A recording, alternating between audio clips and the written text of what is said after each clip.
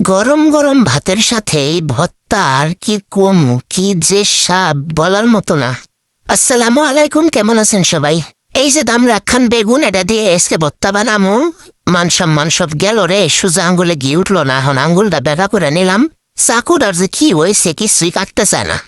এই যে তাও কাটতে নিলাম। বেগুনটা এখন বেগুনটা 4 ভাগের 1 ভাগ করমু, হে 1 ভাগ দিয়ে এই ভর্তা বানামু। আরো কিছু সবজি অ্যাড করমু।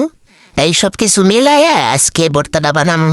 এই যে আমি আর টমাটো, সিম আর একটা ডিম নিয়ে নিছি। সব কিছুর মধ্যে এখানে লবণ দিয়ে দিলাম, তারপরে একটুখানি হলুদ দিয়া ভালো করে মাখাই নিমু। এমন করে মাখাইয়া এটা বাজার নিকে রেডি করে নিলাম। এই যে একটা তাওয়ার মধ্যে একটু তেল দিয়ে নিছি। এখন এই তেলের ভিতরে সবগুলো উপকরণ আস্তে আস্তে দিয়ে দিমু।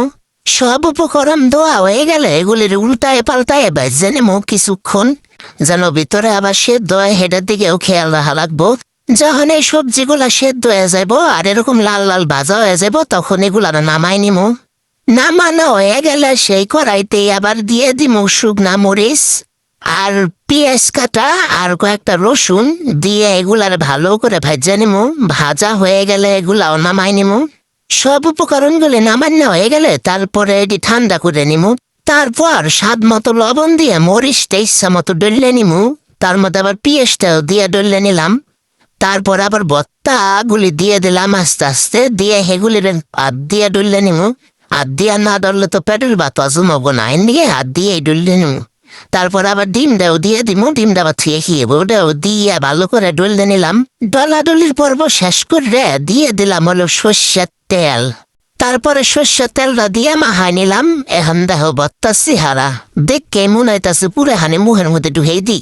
কি যে স্বাদ, আর একখান বাস না বাইরেছে, তার কি কুমো স্বাদে জ্বালায় তো মন চাইতেছে এখানে খাই।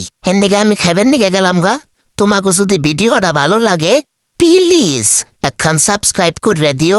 আবার কিছু বানাইলে ভিডিও নিয়ে হাজির, মানে ততদিন সবাই ভালো থাকো।